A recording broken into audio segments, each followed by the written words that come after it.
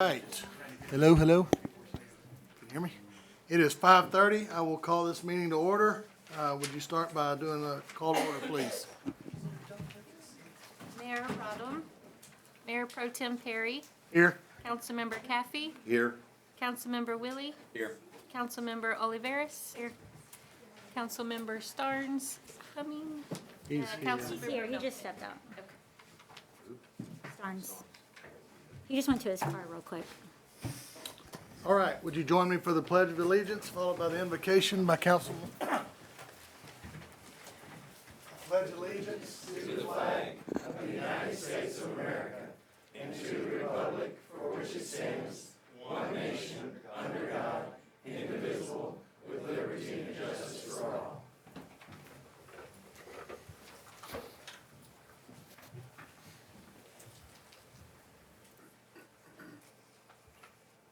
If you were at church yesterday, this may be a repeat. These words from the book of Matthew. You are the salt of the earth, but if the salt loses its saltiness, how can it be made salty again? It is no longer good for anything except to be thrown out and trampled underfoot. You are the light of the world. A town built on a hill cannot be hidden. Neither do people light a lamp and put it under a bowl. Instead, they put it on its stand, and it gives light to everyone in the house. In the same way, let your light so shine before others that they may see your good deeds and give glory to your Father in heaven.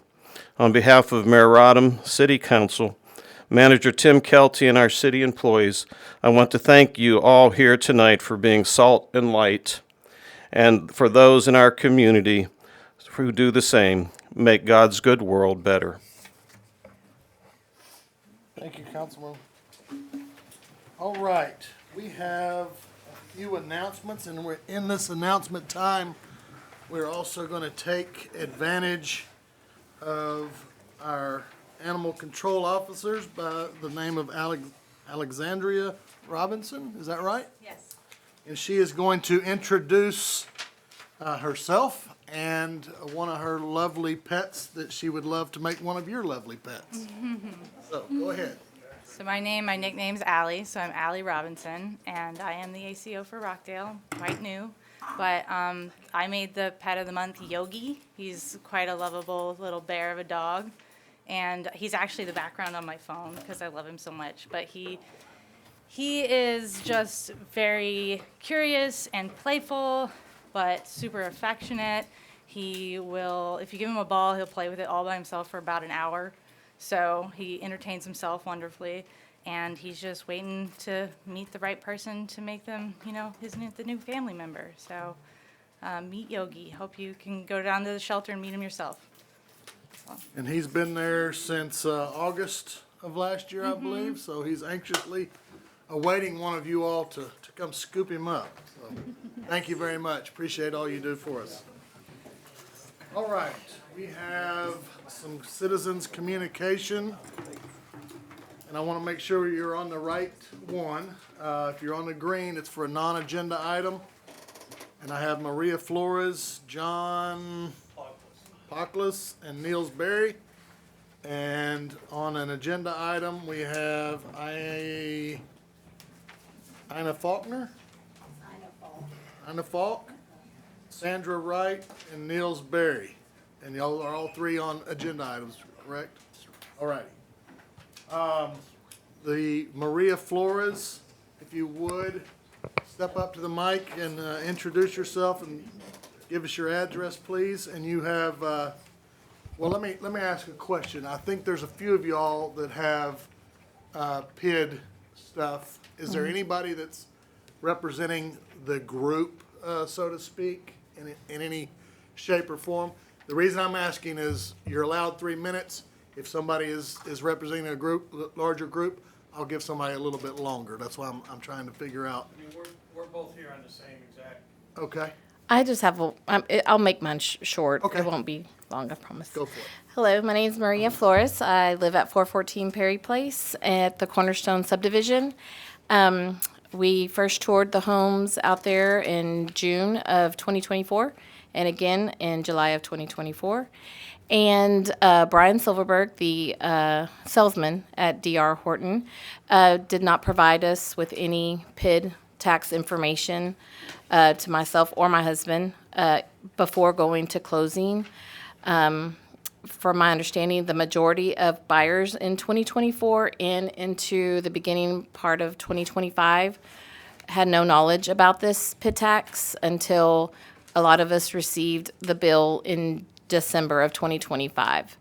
And so my question, or, my concern is what information should have been relayed to the potential buyers out there from the city of Rockdale to DR Horton so that we could make an informed decision prior to going to closing, to have all the facts and information, and just going forward, what information is being relayed now that we did receive this bill to future buyers. That's my concern. Thank you. Thank you. Thank you. And if you would, state your name as well, please, sir. My name is John Puckless. I moved out here in October of 25, or no, 24, I'm sorry. I moved down from Michigan, I retired, moved down here. And the problem I had is that when I moved down here, I was on fixed income. And I was looking for a new place, somewhere close to family and everything, and I came across that development out there. When I went through it, asked several questions as far as having my payment within a certain parameters and everything, and they were able to get it. That's what made it appealing to me. They came up with that, and then, excuse me, as of December of last year, I got a notice in the mail saying that, oh, by the way, you owe this X amount of $3,200 for that, which our payment had to jump. We had to include that into our escrow. Now, the problem with that is that we were never informed of this. They said that we did this. I had everybody looked over my paperwork. Friends, family members looked over my paperwork. I had an attorney look over my paper. I had a real estate attorney look over my paperwork from closing, from when I first went in there, and he said, this is what your breakdown, every single piece of paper, okay? I worked as an investigator for 20 years. I am meticulous about paperwork. I went over everything with a fine-tooth comb. Not anywhere in that paperwork was it ever said about a contract that was made with the city of Rockdale, back with the development company, or anything about a PID. They never brought that up to us. When I questioned him about it, he goes, oh, I told you about it. No, you did not. 98% of the people that live in that development that I've spoken with have no clue of it. We came in here on December 17th to ask questions about it. City manager stated that this is new to me. I'm new here. I just stepped into this position. I'll try to get whatever information I can and get back to you on that. That was on December 17th. We still have got no information back from the city about that. This was a contract that was done between the city and that development company. What was the name of it? Ranch Road. Thank you. Okay? Nobody knows about it. I get angry, or I don't get angry, but the builders and everything out there get angry with me because when people are coming out there to look at homes, and I ask them, hey, just how you doing, and introduce myself, and welcome to the neighborhood. You guys looking at a home? And I say, oh, by the way, did they tell you about this? He goes, yeah, they mentioned something about a slight, charge for this. I said, really? Did they tell you it's like $96,000 over a 30-year mortgage? What? No, they didn't. Nobody knows about it. They're trying to sugarcoat it and that's not saying anything, so it slips under, okay? Which is fine. I went online. DR Horton is facing several class action lawsuits alleging deceptive practices that misled first-time homebuyers about the true cost of their mortgage, leading to unexpectedly high payments. Okay? There's 7 pending class action lawsuits against DR Horton and DHI pending right now.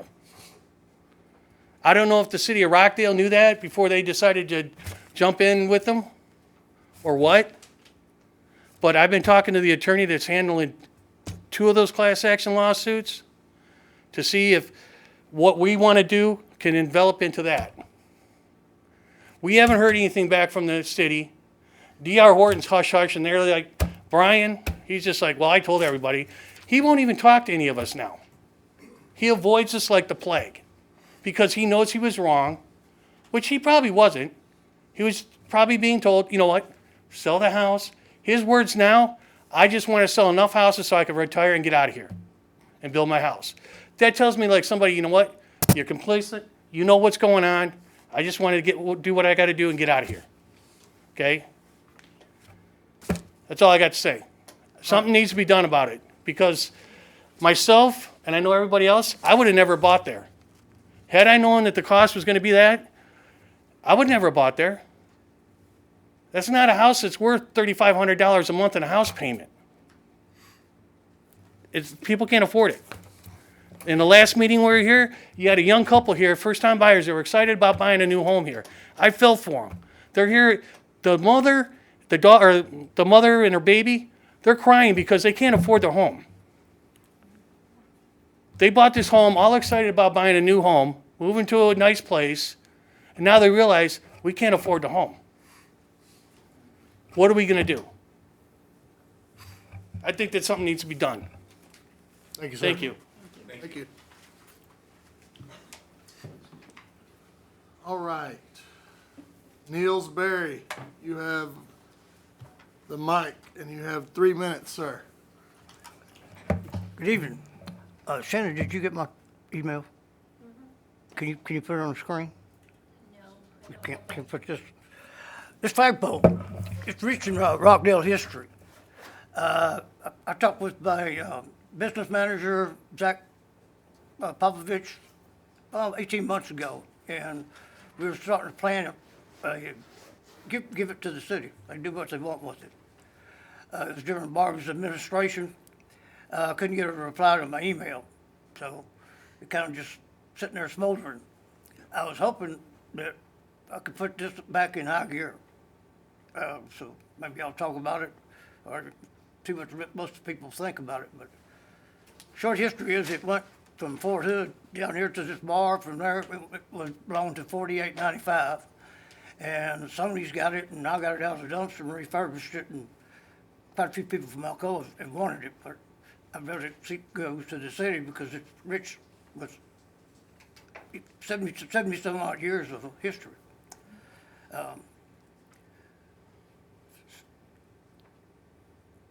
Second, I'd like to bring to your attention that I've exhausted my resources with everybody I can think of to try to get admission to the library. Try to get what? I'm sorry. Admission. Okay. It's the old director. It's more personal. Not just used to getting into it, other than the fact that it does exist and it discriminates. Everybody else can go to it. Well, I could not. I didn't do anything to cause that to happen. It was primarily the Rockdale Reporter slamming me for what eventually turned out to be 5 cases dismissed. But anyways, it is what it is. If y'all consider that, I appreciate it. And third, I was told about 2 or 3 years ago, I had 88 calls in the PD. I said, is that all? It's kind of like, we have to have somebody just special for you. And I said, well, if y'all punish some of the ones that committing crimes, probably wouldn't have that problem. That number is raising probably to 288, it's not 388. With that many calls in and having that much time with dispatchers, wouldn't it seem reasonable to a person like myself or anybody else that made that many calls and had that many dealings with the dispatchers that it'd be worthwhile to sit down and talk to? I wrote a letter to Thomas Harris, 2017, November 2017. He argued with me. I debated him, after I got his answer. And I said, well, Thomas, just how many times do you call down here and ask for an officer? Well, never. I said, exactly. When you call down, you say who you want to talk to, and they jump through hoops to get it to you. That's why you don't see it. And that's a lot of the problems is do what you do for a living, who your friends are and stuff. There's problems in the city that you can't see because you're not made to. Unless somebody brings it to your attention. Thank you, Niels. Did you say you sent Shanna an email about that flagpole? Sure. All right, she'll share that with us. Thank you, sir. Thank you. Thank you. Yeah. Yeah, sure. So as far as the PID assessment goes, I can't elaborate very much on it because it's not open dialogue, but we will get you a response of what the city's responsibility is in that matter versus what the developer's role is in that matter, because you're owed that for sure from the city, and I'll make sure that you get that in the next. Barbara, is that something we can have? Tim, can we have a response to them? I'll have something to distribute by the end of the week. Yeah, okay. We'll make sure y'all get that and kind of point you in the right direction, and y'all can take it from there, so. And I feel your pain, I understand your frustration. I know myself, I can't speak for others, but I know myself, I would have never even thought twice about moving out there. Anyway, we'll get you a response and tell you what the city's responsibility in the matter is. Thank y'all very much. All right, I believe everybody else is for an agenda item, so we will move on we have a presentation from Jacqueline Knobloch on the Texas Rural Water Association. Good evening. Good to see you again. Yeah, thank you for having me again. So I'm Jacqueline with Texas Rural Water Association, the apprenticeship program manager during the time James was in the program. I'd like to recognize one of your own, James Sanders, who is in the wastewater department. He has spent the last 2 years completing the apprenticeship program. He took on 4,000 hours of on-the-job training, 288 hours of related technical instruction.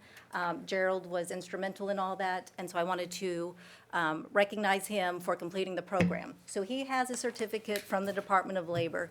This is nationally recognized, and he has earned this. And this has been a journey with James.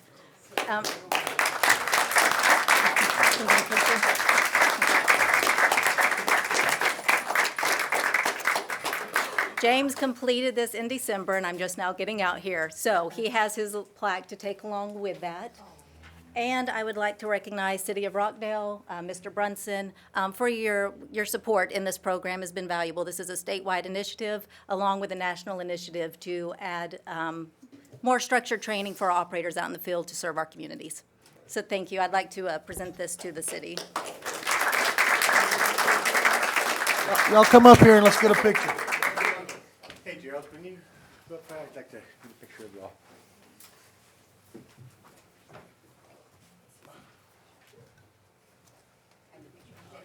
Come on, council, get in here.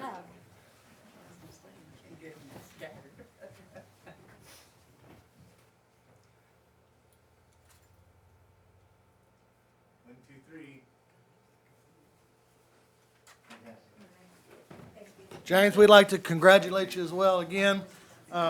People like you going above and beyond to achieve these sorts of things are crucial to the city to be able to operate. And we appreciate you putting your own time and effort into this, and Gerald appreciates you mentoring him into the program, and the Texas Rural Water Development Board for the part that you all play in this and offering these classes for these operators to be able to go to. So thank all of y'all. We appreciate y'all very much. Congratulations, James. All right. That's great. We have a consent agenda, items 1 through 7. Is there anything on the items 1 through 7 that somebody would like to pull out of the consent agenda and talk about in a regular meeting? Make a motion that we approve the consent agenda as read. I'll second that. We have a motion and a second to accept the consent agenda as provided. All in favor, raise your right hand. Motion carries 6-0. All right. let's see.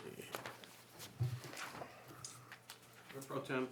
Yes, yes, sir. In the minutes, I probably should know the answer to this, but it shows yourself and Scott absent, and I know that you did show up just a little bit late. Does that make them ineligible to be listed as present if they're not here at roll call?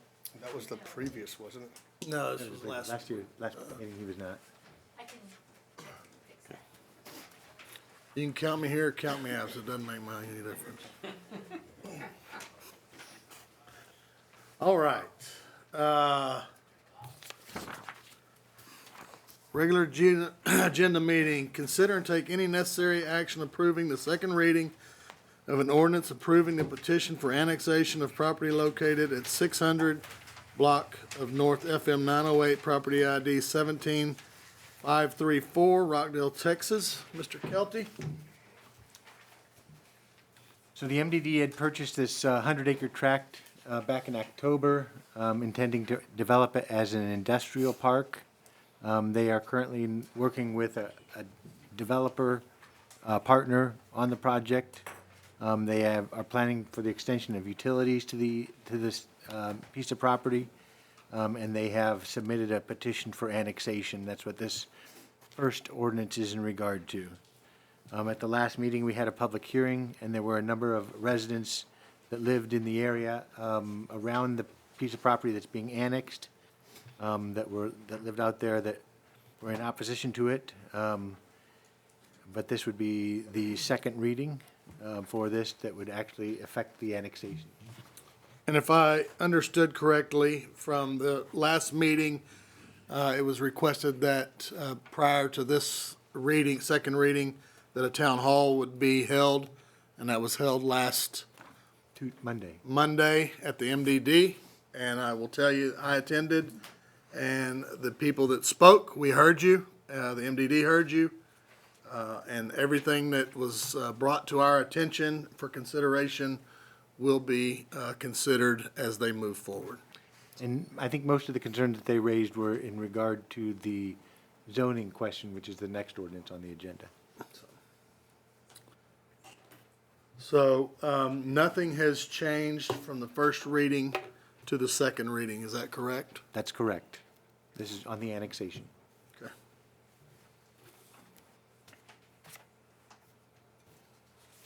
I'll make a motion that we accept the ordinance approving the petition for annexation of property located at 600 block North FM 908, property ID 17534, Rockdale, Texas. Second. We have a motion and a second. Any other discussion? All in favor, raise your right hand. Motion carries 6-0. Number 9, consider and take any necessary action on the second reading of an ordinance on a zoning request for property located in the 600 block of North FM 908, property ID 17534, to zone the property to industrial zoning classification 1. Mr. Blanchard. Mr. Perry, council, pleasure to speak before you. So nothing's changed on the ordinance. There was a lot of discussion at the town hall. To give a brief summary, the major concern was the impact on neighboring property. If you put an industrial park next to me, what does that mean to me? And in that discussion, the MDD was committed, and Jim will agree with me, on landscape buffers that can go in to try to help, because if you don't know, landscaping helps with your light pollution, it also helps with your noise. So it'll make it a lot less noisy for those folks. The intention of the zoning is to be as cohesive as possible while getting a good tax base for the city. And then, we had the discussion of if the city were not to do this, and they either kept the property and did not annex it, or sold it, there's a lot less regulations that the county can provide compared to the city, just by state law purposes. I have a question. I don't know if Tim's going to answer. You might be able to. I didn't see it until I read my packet. What is the planned unit development that we could add to it? So if you wanted to add more protections into what our zoning already does not specify, as in if you wanted to put them, I'll use an example of what we did before.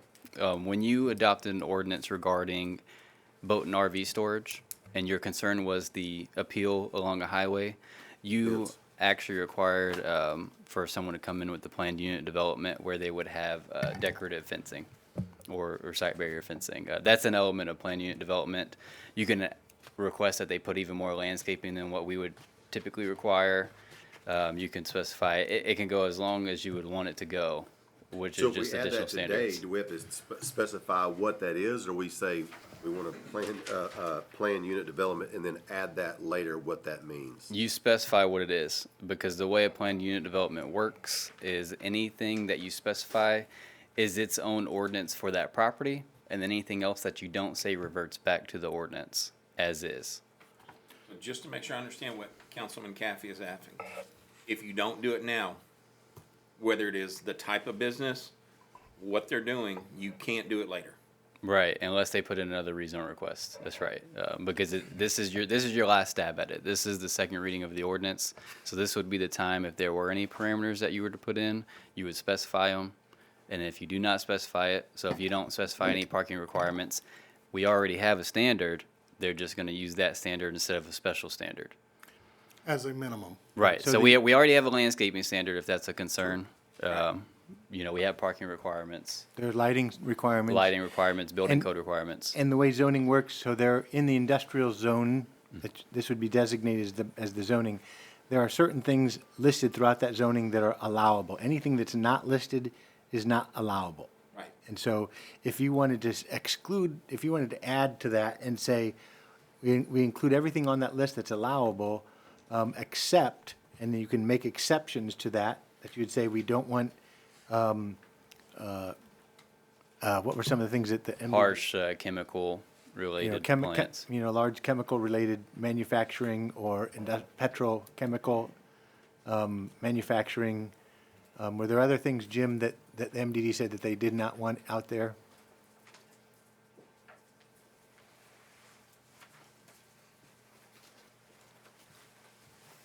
Evening, guys. I know the city staff didn't really talk to us about going the PD route, and so I mean, if that's what y'all want to do, we'll have to go back and discuss that. But we did create a list of items that are in our target industry list. I copied everything that's allowed in the city's current zoning ordinance and just went through and said, okay, well, all this other stuff, we're not going to allow that. This other stuff, we might allow it, but we really need the maximum amount of flexibility to put projects into this park. Now, something was said at MD last week, though, about if XYZ corporation comes here, that they still have to get approval from the city, correct? They have to get approval by the board. That's So what we're the working on. sense- MDD through the board? MDD Yes, MDD board. MDD board has control of that property, so they would only allow things that they want to have in there. Even that person, even if they're on that list, you could say, sorry, don't want you coming in here. Yes, even if they're on the Good. zoning list, they could say, no, we're not gonna allow that. And, the other part too, and I can't remember if I mentioned this the last time we were here, but more than likely, if someone's coming into the park, they're also going to be asking for some sort of an incentive from the city. That's another tool that y'all have to control what goes out there. If there's fertilizer plants are on the non-allowed list, but say it's a dog food plant, whatever. And, if that's something that y'all don't want, you don't incentivize it, and that probably kills the deal right there. The judge has said that too last, he mentioned about they use tax abatements to Right. control, with some teeth and things. More than likely always makes me a little nervous. Does, the word. Well, and, as we're ideating here, one thing I suggested to Tim is that, y'all could create a heavy industry zoning classification. So it's all the dirty stuff, you call that I2 or IH, whatever. And, we're zoning this industrial, so then all the other stuff that's really undesirable gets shifted something else. So were you not expecting us to be a PUD? Was not, no. Our request was for it to be industrial. Will these be sold properties or leased long-term leased properties? It could be a combination of both. So if you kept it as a leased property, you always maintain control of the next tenant in there, correct? Yes, sir. If tenant A leaves, you're the leasee. Yeah, so you we can would control the next guy. We would too. control the dirt, maybe not. I mean, not the building. That would be our development partner. But you would control what? The dirt, the ground, the ground use of lease. the property, right? The what? The use of the property? That too. Yes. I mean, I think that's what he was asking. right. Okay. Because my question stems from not the first tenant in, but when it changes hands, if that tenant has sole control over that piece of property now, you no longer have control of who the next tenant is if you have sold the property. If you have leased the property, then you maintain some control of every tenant that comes in there. Right. Right now, the MDD would have control over who goes in there. Council would have some control over whether or not they offered incentives or not for the type of development. We would have absolute control in regard to the existing regulations that fall to that property versus what they have in the county, which is very minimal. And then we could always come back and add the heavy industrial zoning in the future. And if we do that, I would probably recommend we do that in the next 6 or 9 months, while the MDD still has control of it. So do we have to say plan unit development and then later put a stipulation, or is that not? No, if you approved it tonight as it was presented as an industrial development, I'm saying that the MDD has control, and will sell it for what, or lease it for what they are planning to list. And Jim and the MDD has provided a list of what their planned uses are. And then on top of that, the city has additional ability to regulate what goes in there through the provision of incentives. And then we also would have the ability to come back in the future and amend the zoning ordinance to have light industry and heavy industry. We can do that later, okay. So if we move forward tonight, we still are. We can change that later, okay. When you talk about the already built-in landscaping, which is curb appeal, right? Can you give me an idea of what that built-in, like if we didn't want to add anything additional, like what is it that would be created? What would be that? What would that landscaping look like, and who is going to maintain that landscaping? So the landscaping is going to be always maintained by the property owner because the landscaping is going to be within their property. What our ordinance calls for is it's written to where it's a percentage of your land has to be covered by landscaping. And then your use determines how much of that percent has to be. The heavier the use typically is the less landscaping that you're going to have. But they also have bigger pieces of land, which is why that usually works that way. But the MDD or the city is the owner. So Right. it would be our responsibility to Unless maintain. they have a lease agreement where they're responsible for that landscaping that's put in, then it would be the MDD because it's their property. But as far as the landscaping, it's all native. They're required to go in with native bushes and native trees. And then they would have to meet whatever your percentage, whatever that calculation totals. There'll be a number of trees and a number of shrubs. It's 2-to-1 ratio. So if there's 50 trees and there's going to be 100 shrubs put in. In this case, it's going to be a lot more for them because it's a big piece of property. Well, like AutoZone had to do that, and Every commercial development yeah, has they've- it. They've had to do that, Yeah. So it's just like a triple net lease where you're responsible for everything that's gonna go around it. Right. I mean, that would be a question for the MDD on how they're going to write that in the lease when they do that. But that would be would be the property owner. Whoever's leasing it would be responsible for mowing their grass, maintaining the shrubbery. Dave, what was also talked about at the meeting, though, was with the developer trying to create more than just the minimum and create some buffer, some true native buffer between, along the property boundaries, not just from the curbside. Yeah.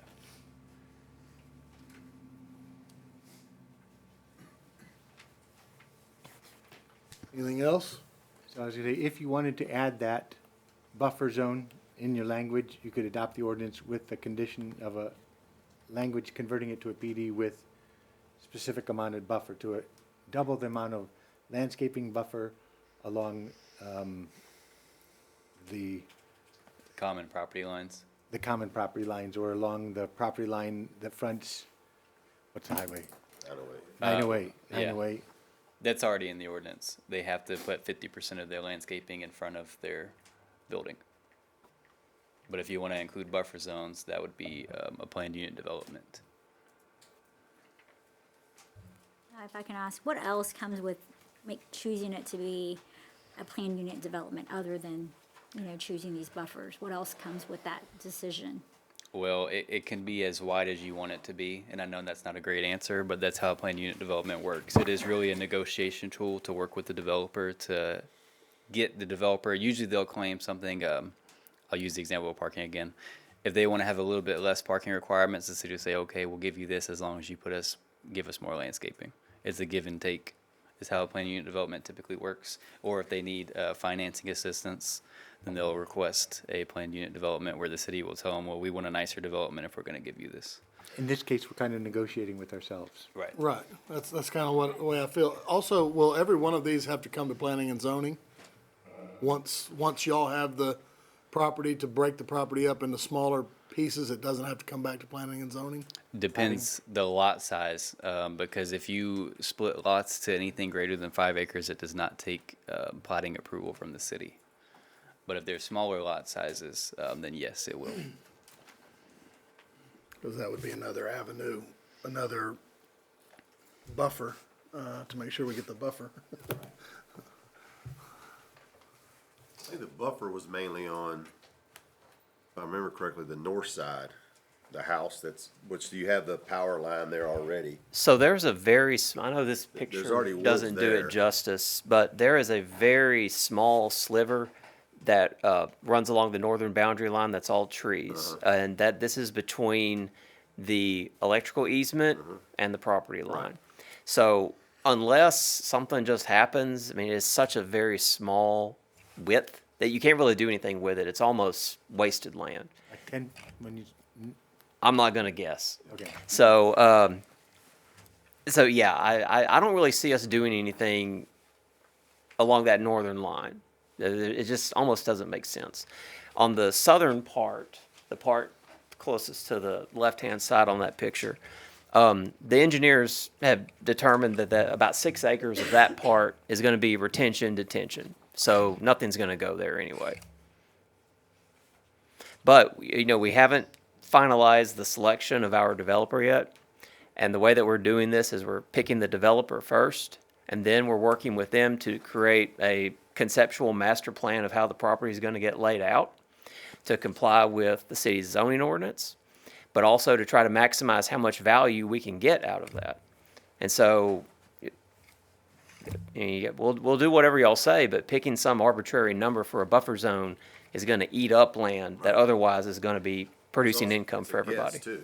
I'm sorry? It's a guess also. It is. I mean, we could have say, oh, 10 one acres. person come in. I think I said this last time. We could have one person come in and want to take down the whole 100 acres and do that. We could split it up 10 ways and have 10 different tenants of 10-acre lots each. We just don't know yet. So that's why we have to have maximum flexibility here. Well, Go ahead. I would encourage, as y'all talk to your developer, that let's be the pioneers of having an industrial park that doesn't look like an industrial park. If we get one less property out of it, but we get a lot of happy tenants and citizens out of it, the next one will come by itself and pay for itself. I promise you. Synergy Park in Kilgore, Texas is my favorite industrial park. It looks almost like a nature park, but you still have tilt wall buildings and a lot of other stuff going on there. Just to be clear so that y'all know, we're not talking about having a bunch of big metal buildings out there that are 500,000 square feet. These are meant to be tilt wall concrete buildings that are going to look nice. They're going to be well presented, not smokestacks. I have this hypothesis, so this is just me speaking here, that whenever this community talks and thinks about industrial park, you think about Alcoa. You associate that with what you saw at Alcoa, and that is not what we're talking about here. So I would say, as long as you relay that to your your planner and your developer. We have a last stab at it, in all reality. I think we have pretty good control over what happens out there. The MDD is an arm of the city, so they're not out to make anybody mad here or make themselves look bad either. We all function as one, under one big umbrella at the end. Good. I'll make a motion if we're at that point. Yes, sir. All right, I'll make a motion that we approve the second reading of an ordinance on a zoning request for a property located in the 600 block of North FM 908, property ID 17534, to zone the property industrial zoning classification I. Second. I have a motion and a second. Any other discussion? All in favor, raise your right hand. Motion carries 6-0. Item 10, consider and take any necessary action on a variance request submitted by Sandra Wright on behalf of National Signs and Services to install a pylon sign at 715 West US Highway 79, Rockdale, Texas. Mr. Blanchard, you're up, and Mrs. Wright, you have signed up for this agenda item as well, correct? All righty. I'll give a brief overview of the property, and then Ms. Wright can take over from me and answer any questions you might have. We discussed before the sign ordinance change of allowed signage.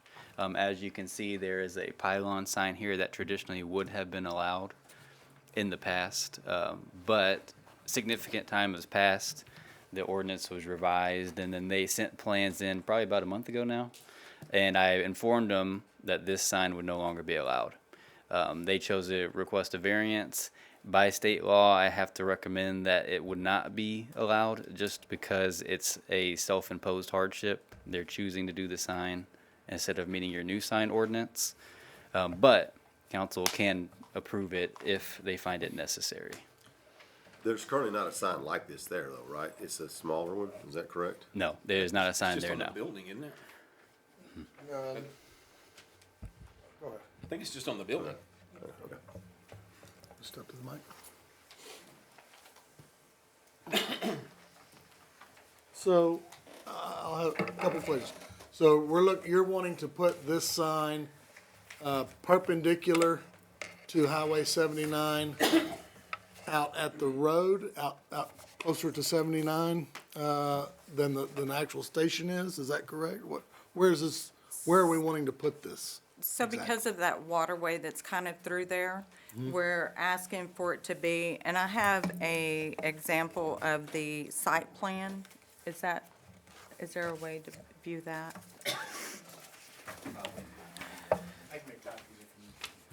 Okay. So a couple of things that I wanted them to see, and I apologize. So this is the monument sign. They have. And that's what it would look like if we done the monument You sign. have a site plan?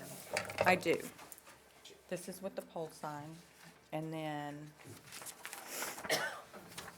so sorry, I did not have copies prepared for y'all. That's what it is. And then there's the site plan. I'll be back. So Mr. Blanchard, you've explained to them that you don't have to get up. We have adopted a new sign ordinance, and we are predominantly trying to go to, what's the name, monumental signs, instead of this type of sign. And you're asking for a variance because you don't want to do a monumental sign, you're trying to get higher in the air or something like that? What Well, we have an restricts you from doing the approximately monumental? between 90 and 100-foot setback from 79. Because of the waterway that's through there and meeting the setback requirements that's imposed by the cities, then we can't move it closer to 79. So whenever I was driving in it, and I kind of drove it north and south today, and we're kind of obstructed by that car wash because we're set further into the property than what the car wash and even Dollar Tree is, for that matter. So then whenever I drove it both ways, because you're so far into the property, it's not really visible. Will the pole sign or the pylon sign sit a little closer? It will, but not so close to 79 because we're restricted from that waterway that's through there. Ben, just out of curiosity, if they already had a sign this size and they were just gonna tear it down and replace the whole, can people replace, I guess you would say replace signs like this? You can reface them, but not replace them. I got you, okay. So Ben, where would this monument sign go? I mean, This is the highway, it's right those are the gas pumps right there. That's not the monument sign, that's where this one would go. there. The red one, right? But I'm saying, if we say we can't do the pylon sign, that's 79. That's 79, yeah. And so,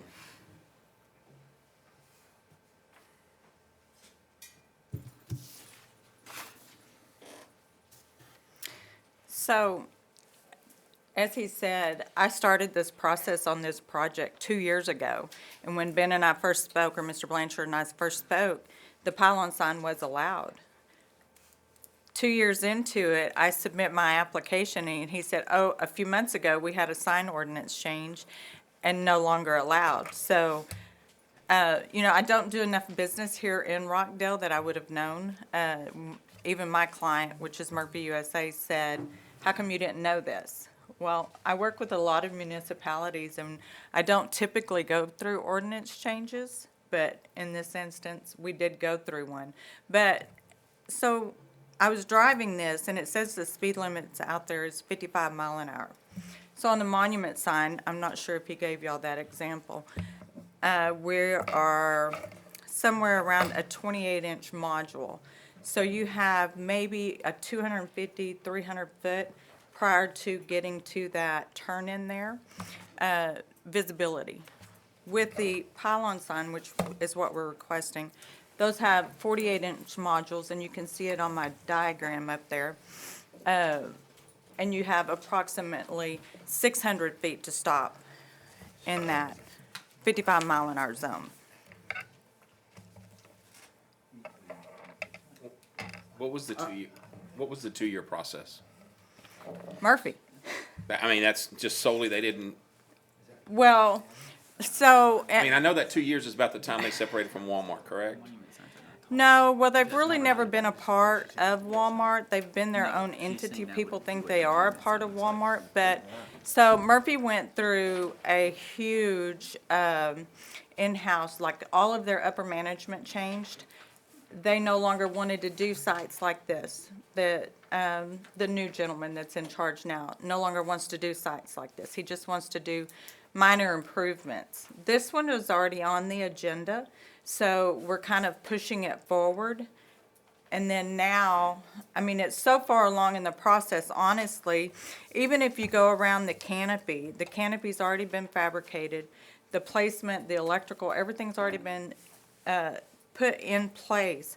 So I can't change the diagram because we're so far into the process of that I can't add larger signs to the canopy structure themselves. So whenever you're driving down, the first thing that you're gonna see, instead of seeing price signs as you would want to see, because you wanna know how much is it a gallon, right? You're gonna see Murphy USA. Because in this instance, you can see on the site plan, the 4 signs that's to the back of the canopy all face Walmart parking lot. So they're not even going to have price signs visible if we don't get one of these approved, right? So the monument sign will be approved, but I think it's gonna be so low profile that people are gonna just miss it. Because if you're looking at, in the horizon, driving 55 miles an hour, you're not looking for a monument sign. So would you keep, you're saying you're getting rid of the canopy signs as well? So the only canopy signs that are on there, you can see them on your site plan there, is E3 and E5. The blue? Well, the green and red Okay. on the On the corner. back corner. Back. And those all face the back side towards Walmart.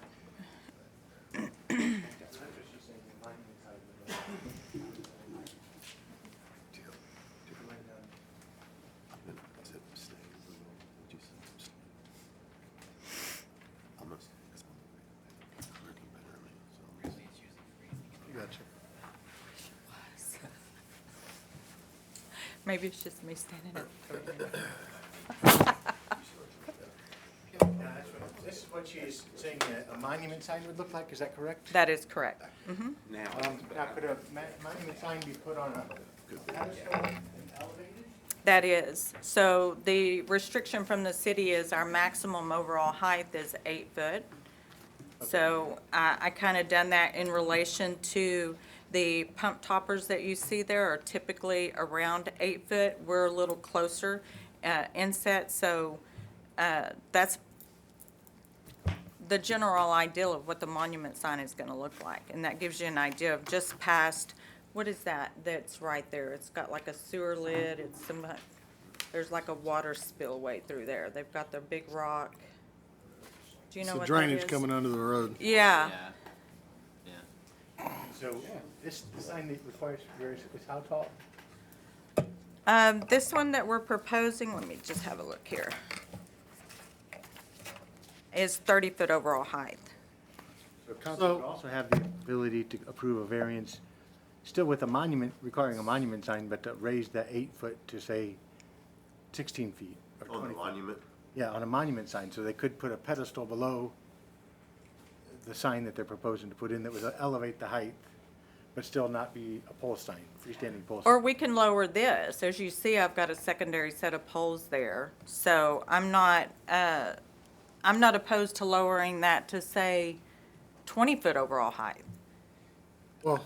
I just here's- think we I'll need put that 2 size cents of- in here. We just literally told your neighbor, absolutely not, we're going with a pedestal, with a monumental sign, no ifs, ands, or buts about it. So, with that being said, we have to remember that we just did that to Dollar Tree. And I think it's for the betterment of the city, that we stick to those. Y'all also, outvote me anytime you want, by all means. But remember that we did that. And 2, I would be more inclined to entertain a variance of the 8-foot monumental sign than going to a pole sign of some sort. I don't know that 16 foot, that's a pretty big monumental sign. But some type of variance like that, I think would be more appealing. It would be more appealing to me. I can't speak for the rest of y'all. I just say, keep in mind whenever, I apologize for No, that. no, you're Keep fine. in mind why you say that, and I know that Murphy has been where Murphy's been for, I can't tell you how many years it's been here in Rockdale, but how much further we are inset into the property than what Dollar Tree is. I understand that, but Walmart and Murphy put y'all there, not us. then is there any variance from the roadway? Is there anything, is that possible, I'm sorry? to get it closer to the roadway? Well, I mean, the problem that they're facing is the drainage channel. That goes, So it just won't physically fit there. right. What about on the other side of your drive, the drive? Is that not Murphy or Walmart property, a certain amount of that on the Are you talking about on the west side? west side of the drive? No, Nothing there? no, I think that's, It has, it says storm sewer on the other side.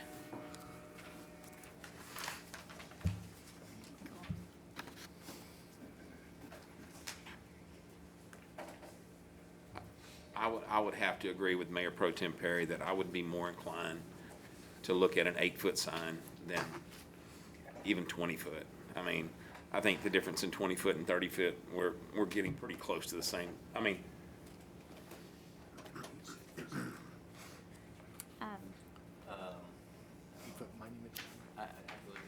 and I believe also your neighbor, almost right up and across, the new clinic, Integrity. we kind of went through the Can we same, raise that same issue monument there, here tonight? in the Family Dollar. I believe the 8-foot monument sign would not need any kind of variance. That would be allowed by right. Yeah, if we're gonna go higher than 8 feet, Oh, good. then she would need a variance on our side ordinance, but sticking with a monumental sign. monuments will be 8 foot tall. Right now, our maximum monumental sign height is 8 feet. If we want to stick to a monumental sign but give her a variance to go higher, we can do that. That's right. I'll say thank you for coming. We appreciate y'all improving Murphy. We really do. But in order to beautify our city, we're trying to make these steps, and we just have to be fair all across the board. And if we accept it now, we just can't go back and forth. So I agree with Mayor Pro Tem, and we're just gonna have to. So will I Fine. need to do a new variance application to increase the overall height of I the believe 8 monument? is okay, right? 8 foot is okay with the quick. 8 foot's not a variance. 8 foot is acceptable. That's what I'm saying. Require a That's, variance. If you wanted to go higher than that, council could approve that or not. So, I would recommend that we don't, just arbitrarily throw out a number tonight. That, if you will work with Mr. Blanchard, get him something that is in the 10 foot, 12 foot, that, we could possibly expedite that He's looking it up. and get that going for you. Expedite that and getting that approved. Thank you. thank you. So, do we need a motion to tell Mr. Blanchard what to do on that? the motion would be to deny the variance. Deny this request and instruct Mr. Blanchard to work with. I'm This going is to right. abstain on the record because I'm a competitor in some capacity in the fuel.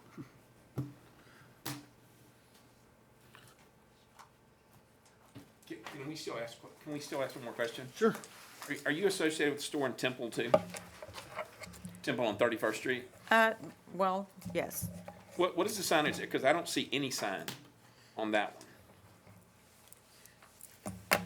You can look with Let me. me- Yes, ma'am, you can look with me. I don't see any signage. That's on next month's agenda there. My bad.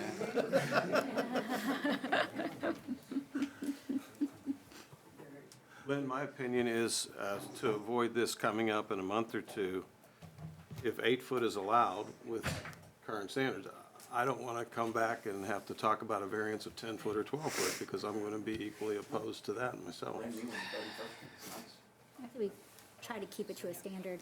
There's a fee. So there's all of 30. It's one motion away from one of y'all is all it is. See what we're talking about.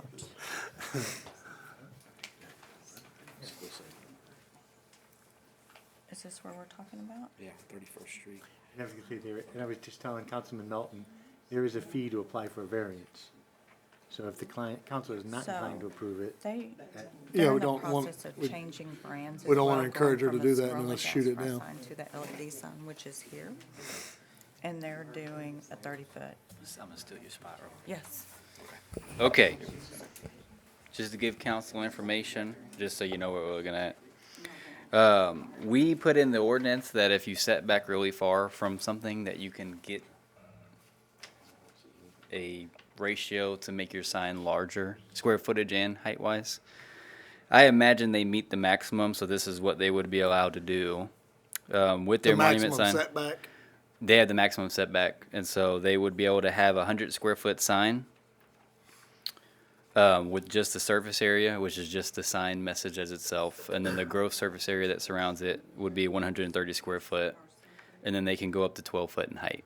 That's what your maximum monument sign is currently. If any variances were given, it would be for either sign size or height.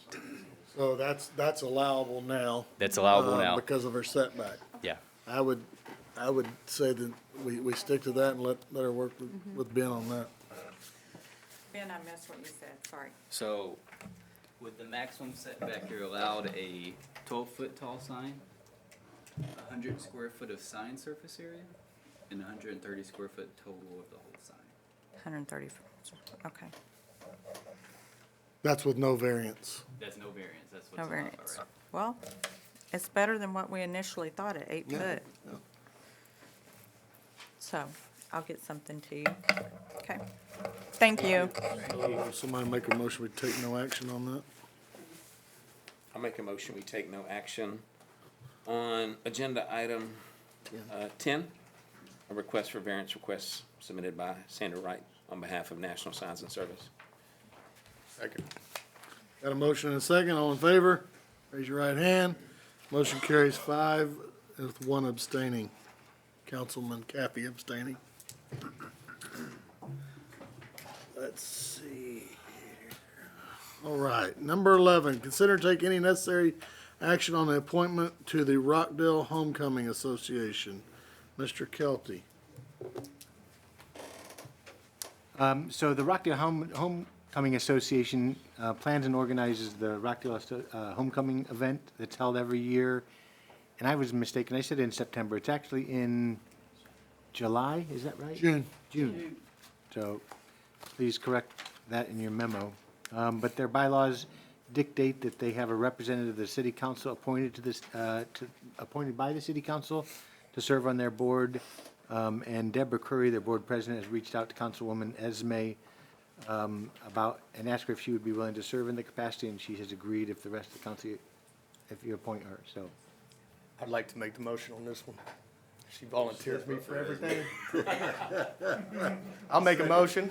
No, second it. We appoint Esmeralda to the Rockdale Homecoming Association. I'll second it. Thank you. Way to go, Esme. We I'm got happy a to do it. motion and I'm a happy to do it. second. Any other discussion before we sign her up? All right. All in favor, raise your right hand. Motion carries 6-0. Item number 12, and Ms. Falk, I believe this is the one you were wanting to, okay. Conduct a public hearing and consider and take any necessary action, excuse me, on the first reading of an ordinance amending, excuse me, the master fee schedule regarding water and sewer rates. Mr. Kelty. So, following the public hearing, Chris Eckert is here from New Gen Strategies to address the council, but I'll just introduce this. The rates that the city charges for utilities, water and sewer, are supposed to generate sufficient revenues to cover our costs of operation, maintenance, and debt service. For the services that utility provides, currently it does not do that. The budget that we adopted last year, or for October, for this current year, we were taking $600,000 from the fund balance.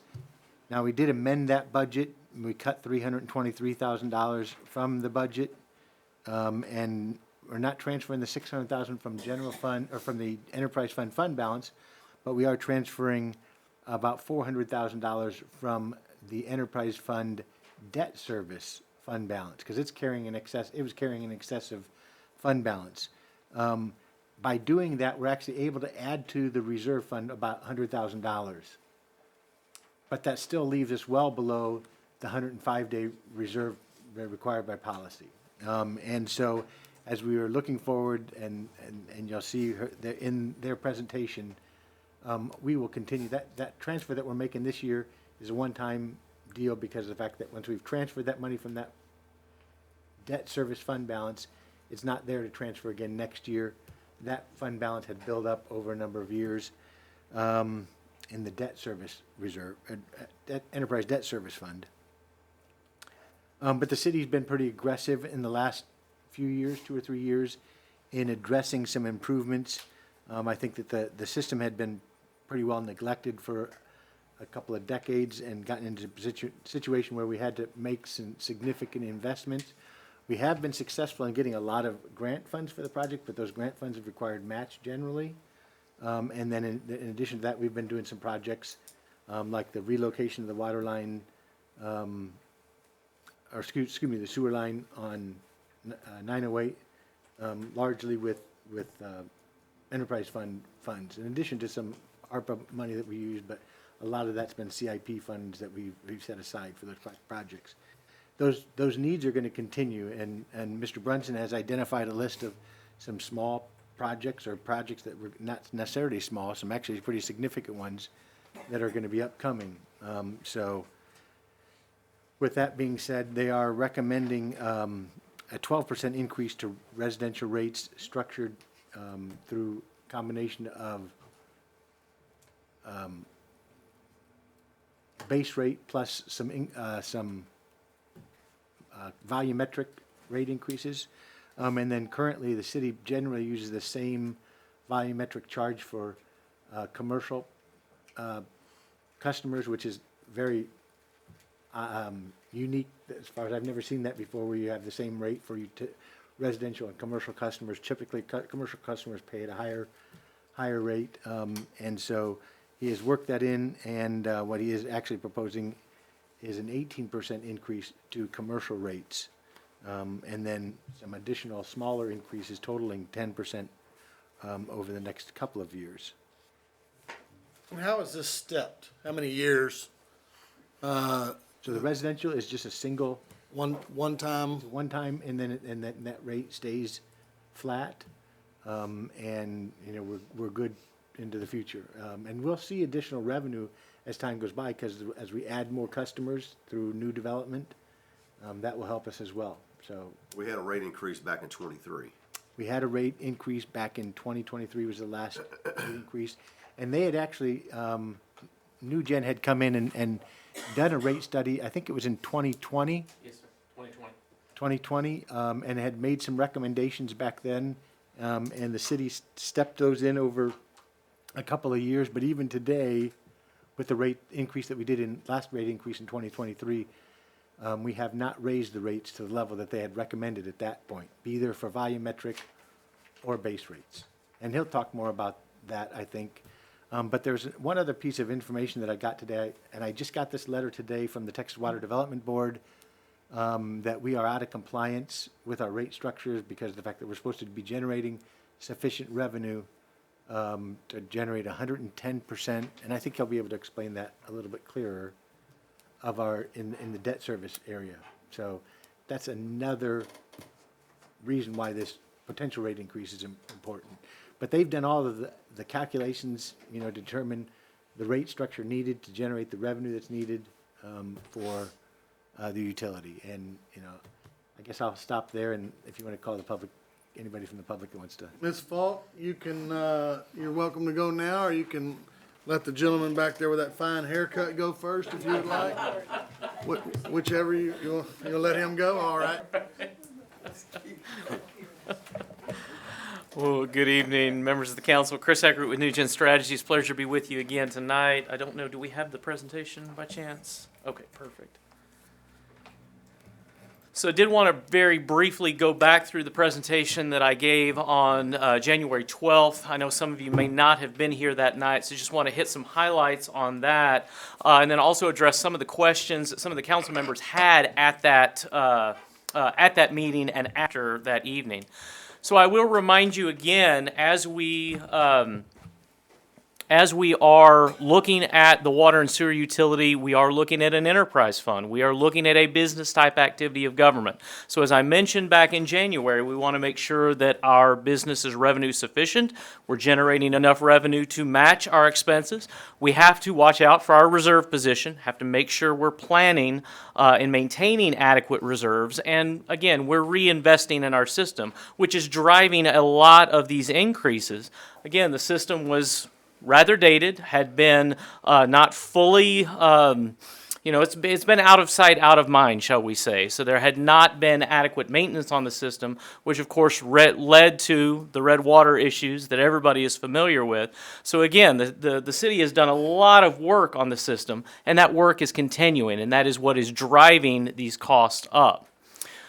Again, some of the financial items that we've already talked about, one of the things that was mentioned earlier, debt service coverage. As we visit with your financial advisor, they want you to maintain a 1.25 times debt service coverage. The Texas Water Development Board requires you to maintain a 1.1 times coverage. You are out of compliance with that right now. So you have made a promise to bondholders that you are not meeting under your current structure. And again, that letter came in today. So within our recommendations, we always minimum have to hit 1 times. That means we can pay our debt, but we want that 1.1 times factor in there so that we satisfy the Texas Water Development Board.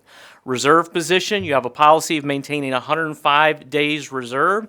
Just like you don't run around with $0 in your bank account, we don't want to do the same thing for your business as well. And again, capital improvements. As we look going out into the future, you've got just under $4 million of capital improvements still needed on the system at this time. So coming back to January 12th, we had provided our recommendation. I'll recap that in terms of customer impact here in just a second. We are recommending an increase here in fiscal year 26. This would be a one-time increase for your residential customers. It would be a 3-year increase for commercial customers. We are putting in a differential between your residential and commercial customers going forward. And so again, what does that impact ultimately look like?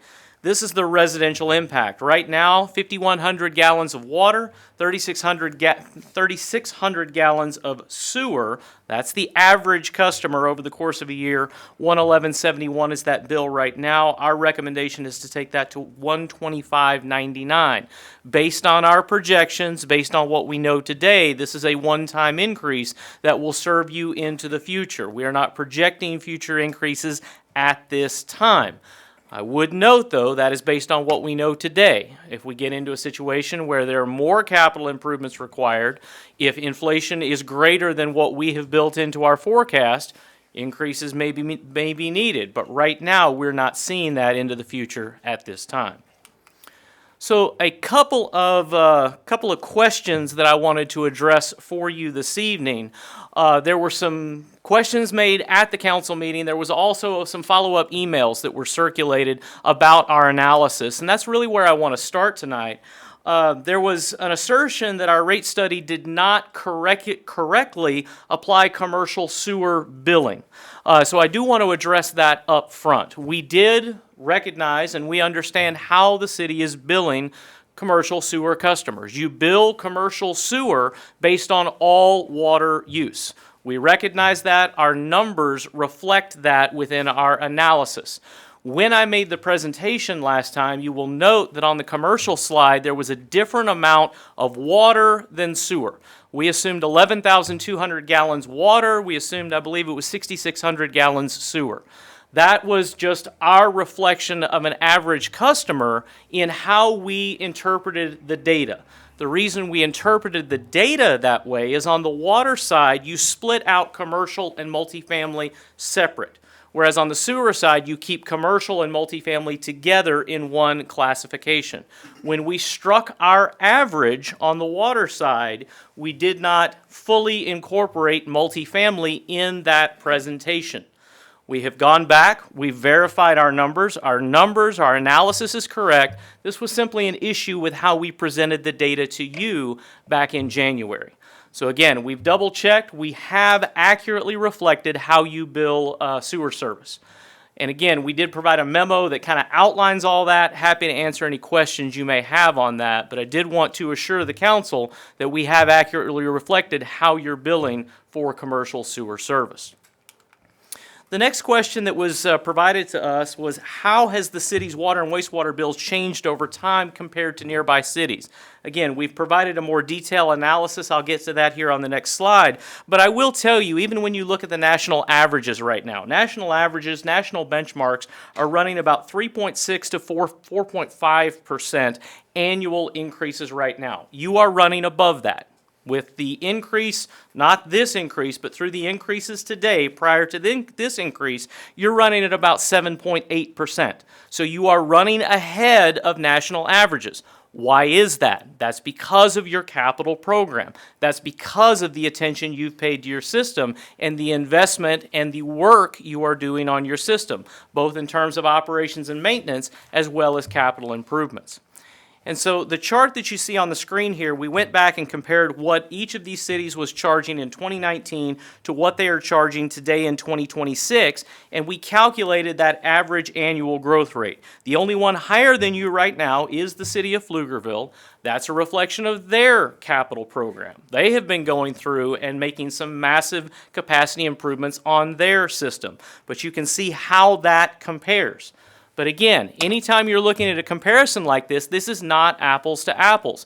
Communities are in different positions relative to their capital needs. They're in different positions relative to their growth rate. They're in different positions relative to how they have maintained their system. When you don't properly maintain your system, when you defer maintenance, when you kick the can down the road, you can get into a situation like we're in now, where we are having to be more aggressive with the action that we're taking on the system. that does lead to higher rate increases in the near term. Over time, this will level itself out. So again, that's in answer to one of the questions at the prior meeting. The final question we received is, why are rates so high? And so we've gone in and we've provided you basically a breakdown. What does it cost to provide operations and maintenance on the system? What does it cost to provide debt service? So as you look at the monthly cost per unit on the system right now, $46, almost $47 in terms of just monthly O&M. If we take our O&M cost divided by our billed units, that's $47 a month. Debt right now, that's $18.74. The transfer to the general fund, that's $4.85, or about 90 cents per 1,000 gallons. As we look at your O&M is higher even compared to national averages right now. That, again, is a reflection of the work you're doing on the system. As Mr. Kelty mentioned just a second ago, we did do a study for the city back in 2020, and what I want to show you here on the screen right now are the rates that we have projected where you would be at in fiscal year 24. That's the second column that you see here on the screen where it says 2020. Your current rates right now are below where we had projected they needed to be in 2024. So you have not been as aggressive as we anticipated you would have to be. But again, you see where we're at now in 2026. What does this mean in terms of the impact to a customer? From our prior study in 2020, we estimated that you would be at 118.33 in fiscal year 24. You are actually below that right now. Under your current rates, 5,100 gallons water, 3,600 gallons sewage, you're actually at 111.71. So you're all just a little under $11 lower in 2026 than where we estimated you needed to be in 2024. That, of course, leads us to where we are in 2026. Again, that increase, that higher amount. So why? Why are there differences in those numbers? Our 2020 study was based on an estimate of debt. Your debt did come in slightly lower than that, but your O&M has increased faster than what we estimated. Your O&M expenses have increased 75% from 2019 to 2026 on water and 105% on sewer. Again, this is a reflection of the work that you are doing on the system. Finally, why is our estimate for 2026 higher? It reflects almost $4 million of capital improvements that the prior study did not reflect. So the same charts I showed you back in January, right now an average residential customer, 5,100 gallons water, 3,600 gallons sewer, 111.71 is that monthly bill. We are recommending you take that to 125.99, and you see how you change within this chart. Again, not an apples to apples comparison. Every community is different, as we discussed earlier. On the projection looking out into the future, this is the commercial projection. Again, residential, it's a one-time increase. Commercial, it's the one-time increase here in 26, but then increases in 27 and 28, reflecting some higher meter charges. The idea here is that we are building in a differential between our residential and commercial customers, but also making sure that our larger meters that place more demand on our system pay more. And so you do see those commercial increases in 27 and 28. But in terms of that same regional comparison, 6,600 gallons for commercial. This is a smaller commercial customer, 6,600 gallons water and sewer, 138.17. That would go to 163.61. A larger commercial customer, in this case, the 11,200 gallons water and sewer, you see that projection into the future. But then that regional comparison, 195.70 going to 231.75. So again, just one bump up here for this commercial customer. So again, we've tried to provide more information to the council that you requested. Hopefully we've answered your questions. And again, I would remind you of the letter you received today from the Water Development Board that says our current rates are not in compliance with our debt covenants. So with that, though, I'm happy to answer any questions you may have. You have cities that, I mean, in my business, I have a price increase every year. Yes. I have a 1.5 to, I hope none of my customers are here, but I have a 1.5 to 2% price increase regardless. Yes, sir. I mean, do the clients you deal with do that? Yes, It's sir. much easier for me to do that than to come back in 3 years and try to hit them with the 6 or 7%. I always recommend more frequent but smaller increases. Sure. So ideally, again, if it were my utility, I'd want to go up every year. Right. I mean, because you know you're going to have a cost of Yes, living sir. expense anyway. Yes, sir. I have a question that might be out of your area. I hear every now and then about communities or towns that make it illegal to recycle water, to collect water to use. I don't know how common that is. Is there anything in the law that would prevent that for those of us who like having nice yards? and So do- are you meaning rainwater capture? Yes, sir. My understanding from a residential basis, as long as you're not doing it from a commercial standpoint, you can capture rainwater. Many people have rain barrels and things of that nature. It's a matter of how much space do you have in your yard to be able to capture rainwater. But rainwater capture is very common. I'm not aware, at least from a residential standpoint, that there's anything against that. And then, this is just my ignorance here, when I think of different industries and creative billing, is there ever a way to, like, to reward people who are conserving, using less water, and have a certain rate up to a point, and then a higher rate beyond that? Is that doable, possible? You do have that right now. It's called a conservation-based rate or an inclining block rate structure. So you charge more as individuals use more water. So the unit rate goes up as you use more water. You've got a three-tiered structure right now. So from 0 to 7,000 gallons, right now it's $4.76. From 7,000 to 50,000, it's $6.19. From 50,000 and above, it's $8.04. So the rate does increase as you use more water. You can be more aggressive with that conservation signal. You just have to be careful with that because as a water utility, we generate revenue by selling water. And as you go up more on that price, you get into what's called elasticity of demand. It's an economic concept where if the price gets too high, people will use less water. And so there's a fine balance that we have to have here because we have to generate sufficient revenue to fund our utility and pay for our business, but we also have to encourage conservation. And so you do that through your rate structure, and we try and balance that for you. And then the rates are set as a kind of like a nonprofit. Yes. We don't set rates to make money, set rates to make enough money. We set rates to cover our cost and meet our reserve requirements and meet our bond coverage requirements. You do not generate excess money. You do not generate profit. Any dollars that are ultimately collected for the business go back into the business and are used to provide service to customers. So on that, you're saying, we know as a community we're growing. Yes, sir. You can't continually rate to keep that money coming back because you know you're going to have those improvements? So maybe I'm not answering your question here. Well, I think you did, but- Okay. So ultimately, all of the dollars that go into the utility provide service to customers. And future service. Today's service and future Okay, service. that- Yes, sir. okay. Yes, sir. Absolutely. I thought that's what you meant. Yes, sir. Okay. Got to speak Aggie sometimes. No, you're good. I understand.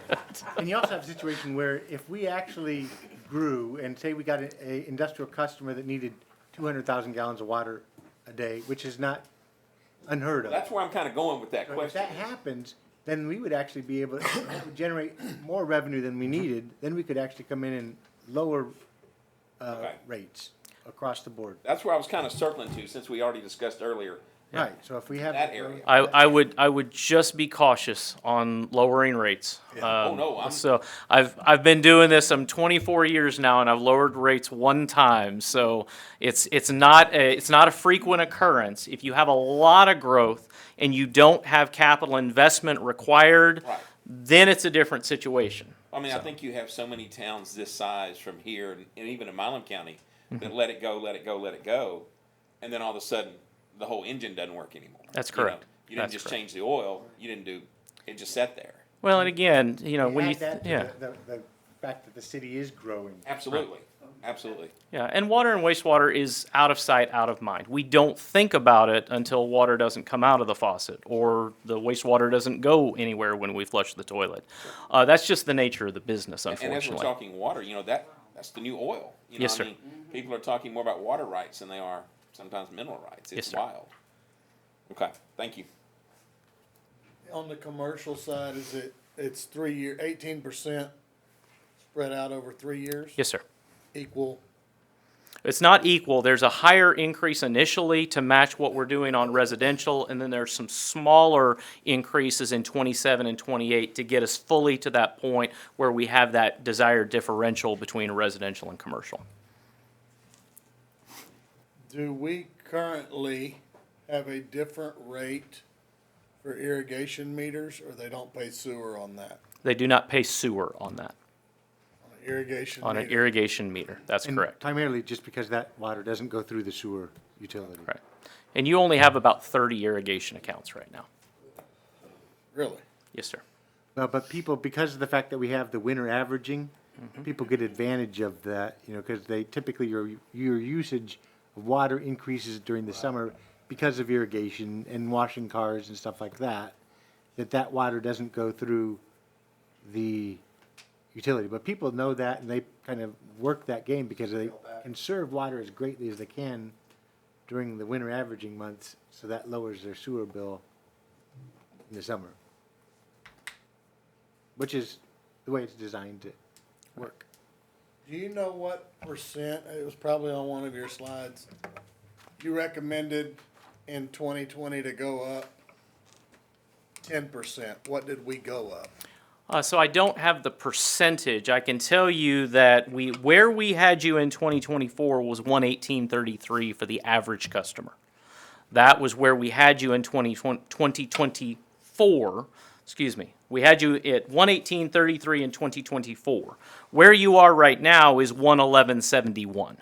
So you are $10.87 below what our prior recommendation was. And do you know what we were prior to 24? I do not have that with me tonight. I can get you that information, though. Yes, sir. And Tim, not a fair question to you, but why would a city not look at what he's saying on that? You know, you had to go up at that point. Why would a city not do that? I wouldn't hear, I don't think. Want my honest answer? Absolutely. Because of the fact that residents don't like, they. You don't want to be the bad guy. You don't want to be the bad guy, and the fact is it's painful, and you know, it is generally, oftentimes a political decision. I've had situations where I've had a recommendation, say that they say we're going to raise rates. There was a study that I did where the recommendation was to raise rates 12%, 8%, and 6%. And council said, no, we're not going to do that. We're going to raise the rates 8%, well, excuse me, 10%, 10%, 10%. They just basically spread it out, getting to the same point, but it was less painful, but it didn't generate the same amount of revenue that you needed up front that you needed. You find yourself in that place. Okay. I mean, that's so, what I thought, but. The problem that Rockdale has right now is that we don't have the reserve requirement, so we need to start building that reserve. And right now, as we look to start the budget for next year, we don't have that $400,000 to transfer in. So that means that right off the bat, we're going to be taking, in order to balance the budget with no increases at all for next year. Remember, we cut $373,000 from the budget. Right. We still leave those $373,000 worth of cuts in, and we're still gonna take $300,000 from fund balance.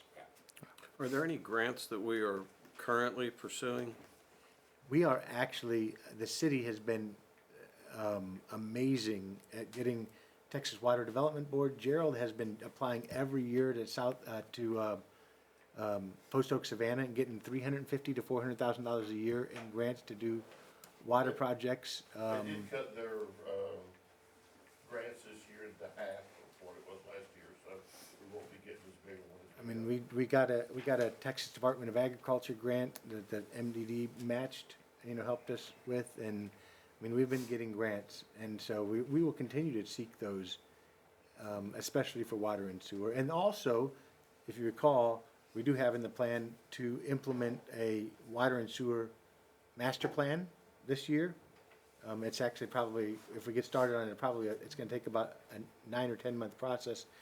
But the plan is to implement impact fees after we adopt those master plans. Those impact fees will help us to fund some future costs, not the cost that Mr. Brunson has come up with for what we identify here, but future expansions of the wastewater treatment plant or expansions of the water treatment capacity, things like that, that growth will necessitate. So we're looking at it from both perspectives. Councilman Willie, I think I was the only one here in 2020. Well, right. And that's absolutely right. They didn't want to give the citizens such a big blow at one time. And it was discussed that it would be revisited. And guess what happened? It didn't get revisited until now. But I don't think that's unique to Rockdale. I mean, that's. No, it's not. I mean, it's a very difficult decision to have, and that's why you're supposed to actually do a rate study to make sure that any change to the rate is justified. But part of the water line project we're doing is factored into this, correct? Yes. Yeah, so that, and we're already paying for that. So the water line project that we're doing, we actually got that TWDB loan back in maybe 2020 Yes, or sir. 21. We received that, but we've been paying debt service on that because it was a grant, it was a loan. Most of it was loan money, a small percentage of grant.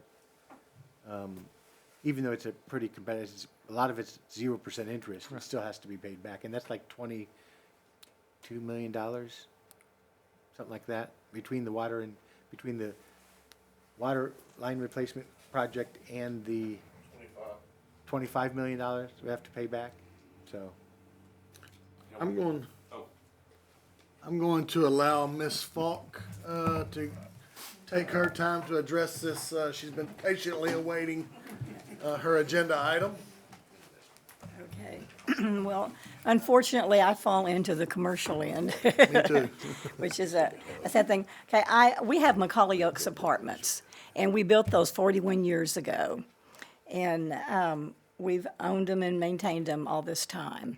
And it provides housing for elderly, handicapped, and disabled individuals. We have 1- and 2-bedroom apartments. We have 61 units. And many of our elderly, the only thing that gets them out of their house and doing anything is working in their yard. And they all have little flower beds. And so I've had a hard time telling them, I'm sorry, you can't use the outside water anymore. And so I've cut it back to where you can't use any kind of a sprinkler or watering system, is only a handheld hose, hoping that they wouldn't use as much water that way. But for the last 6 months, our bills have averaged between $6,500 and $7,500 a month. And for when I bring it out to occupied units, that comes out to like $137 for a water bill for a 1-bedroom apartment. And, that's what I have to pay. And when we do we're under a USDA system for our program. And so we submit our budget in September that's effective on the 1st of January. And we're only allowed to base our budget on what our expenses were for the current year. So we always run a year behind with our budget, basically our funding.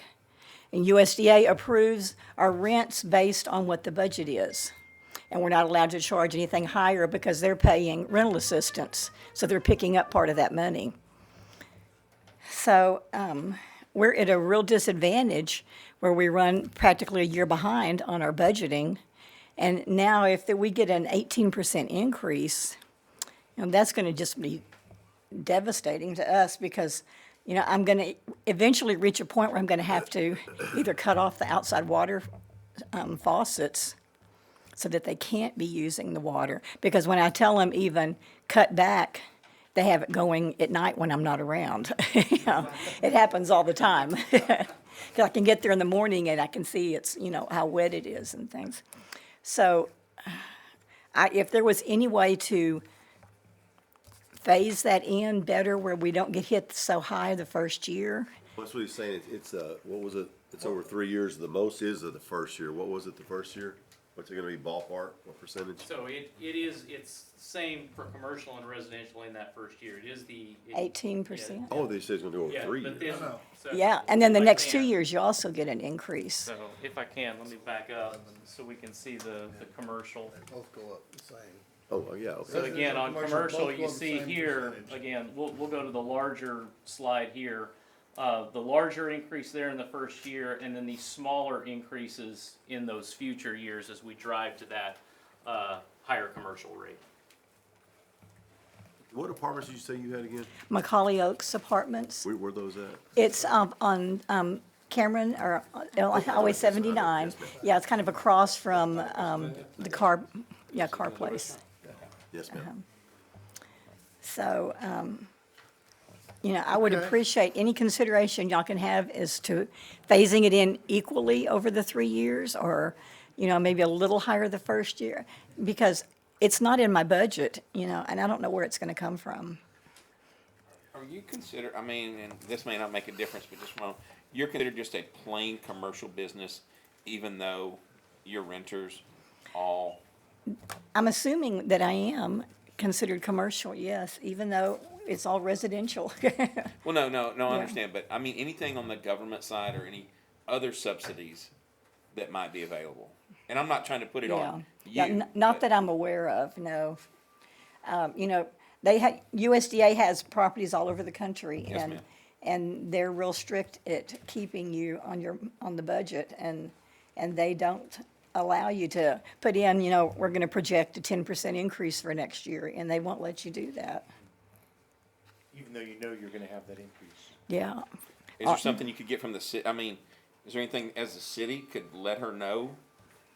I mean, maybe we don't know earlier, but I'm just looking Yeah. at anything that could help you get that money from. Yeah, to increase perhaps that. maybe for this next year in September, I could submit with my budget a letter from y'all showing what the rate's gonna be increasing for '27, but it's not really gonna help me this year.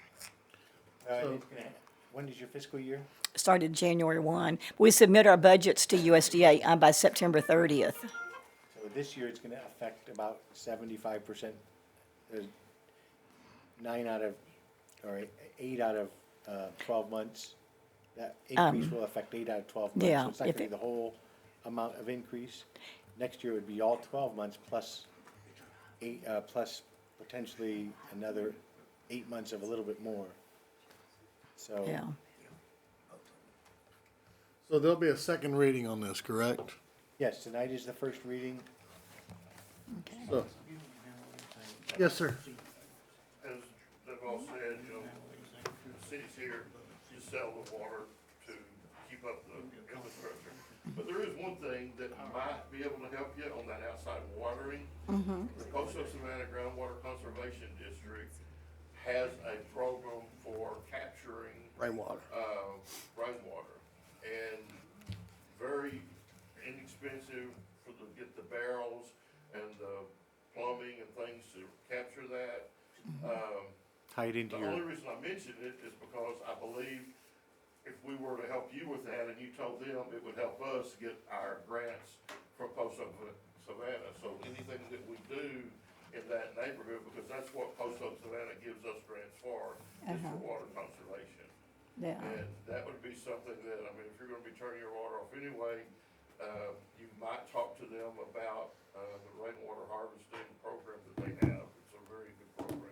Okay, at least the units where they are really into the gardening, because some of them, that's their only joy they have, Gerald, is that something where Post Oak Savannah helps you purchase the collections and everything associated with it? does Have you ever your driven buildings by have Post Oak gutters? Savannah offices, you'll see right out front of Your buildings have gutters? The buildings have what? Your buildings have gutters. Yes, they do have gutters, Cost of getting that and getting it installed, so that there's water conservation in Baldwin County. Who is that, Westbrook? Yeah. I will try to help. Okay, okay, appreciate it, anything I can do. Thank you, ma'am. Thank you. Thank you. So, Lynn, if I could be the bearer of a message that came to me. We all know Carolyn Cooper at the senior center. And she informed me today that every month there's at least 20 senior citizens who they have to assist or pay their water bill for them. Back to creative billing, you know, I know there are some businesses that do special things for seniors. But I've heard from enough citizens to my email and to my phone that there are people that this will significantly impact in a negative way. I'm not saying, I just have to say that because they called me, and I want you all to hear it as well. Sure. And I would say that there are cities that actually do adopt ordinances that give seniors a break on their utilities. And that's something council could consider as well. I would want to get with Scott and find out, okay, what kind of impact does that have on the, because typically what happens in the long term is everybody else pays a little bit more so that they can pay a little bit less. But it depends on how many people you were doing that for. Maybe you do that on an application process and I don't know how you'd structure it, but. Does Post Oak Savannah have any kind of bill assistance for water utilities? Do you know? Not that I'm aware of.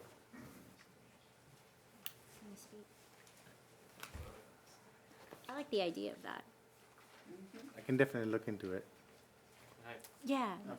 Just a Can elaborate couple on that? things right quick as you're thinking about that.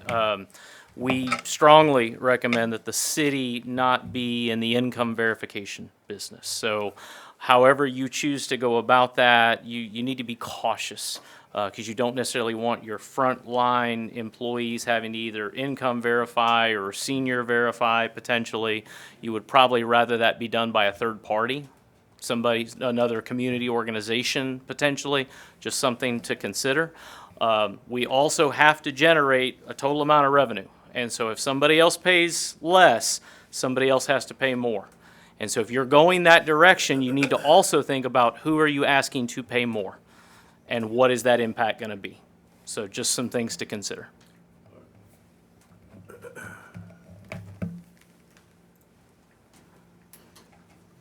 All right. Somebody's either got to do something. You have to close the public hearing, by the way. I have one question for Ben.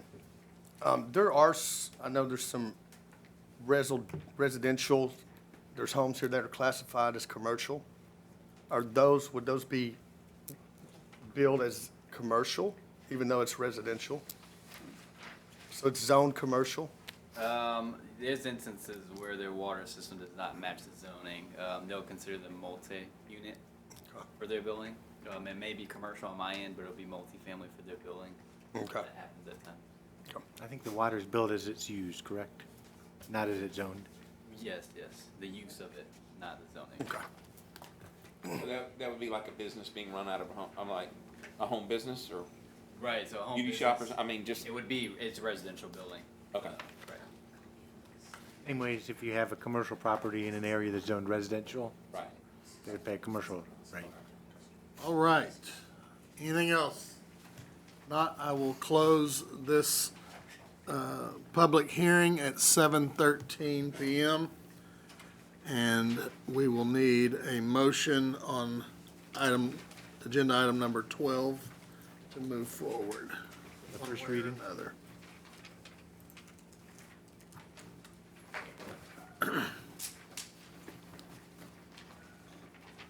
And this is number 1, remember that. Nobody likes it. No, you're not making any friends, no matter what you do. Promise you.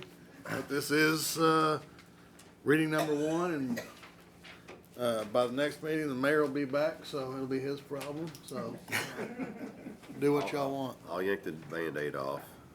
I recommend we take the action of the first reading of an ordinance amending the master fee schedule regarding water and sewer rates. Second.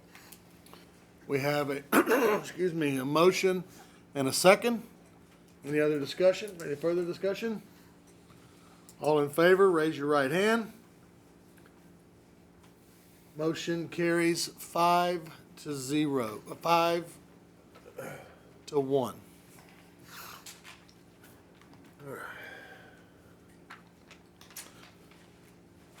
Agenda 13. And by the way, thank you very much for coming. And nice, well presented. Thank you, sir. Consider and take any necessary action on a recommendation from the Planning Commission for the Street Analysis Project. Mr. Blanchard. Council, this was a very long project that started with Miss Holly. She started it, I took it over and did most of the work with Justin, so if you see him, thank him for his work.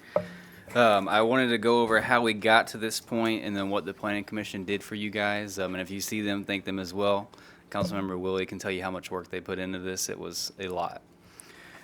So I have in your packet that we actually identified a matrix to try to help score these streets, because what happened is staff identified every street that you have in the town.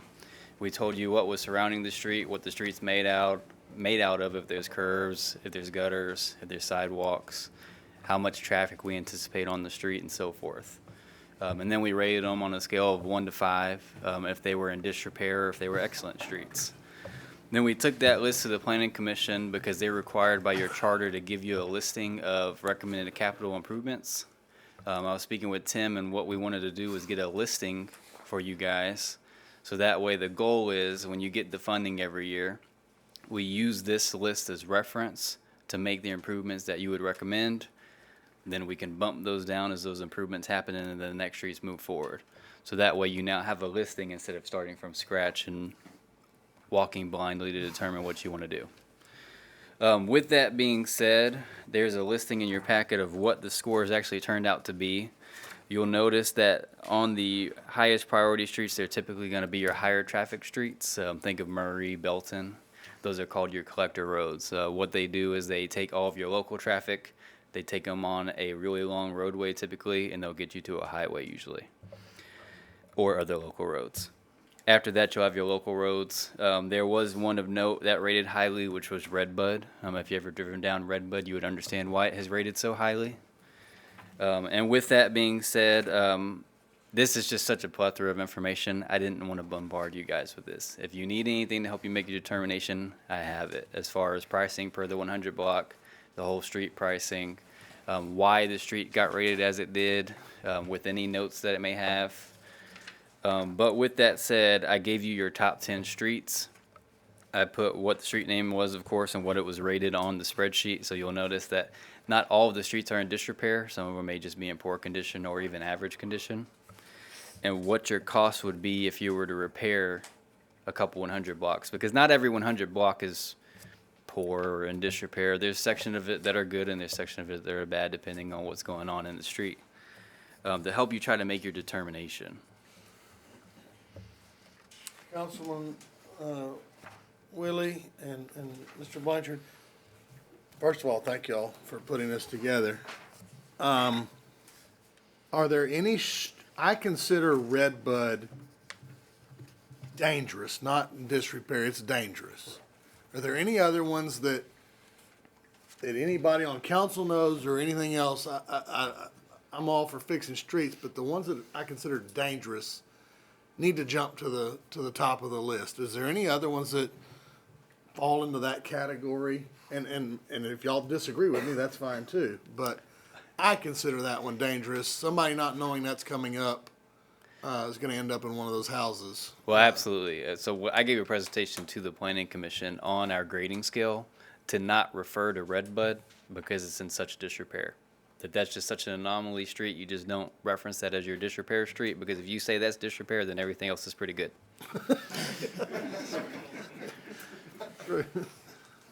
But with the intention of the list, they wanted it to be rated higher. They didn't choose at their meeting to put it at number 1, but this is fully your decision. It would make sense to move Redbud up to get it done this year, because that is such a street that is talked about and it's needed to repair for a very long time. And in the cost estimates we actually have, if you guys decide we want to do Redbud, we would actually put together specifications and put them out for bid. These are kind of estimates, but the way the cost that Ben had when we originally were talking about this, it was actually replacing Redbud with concrete.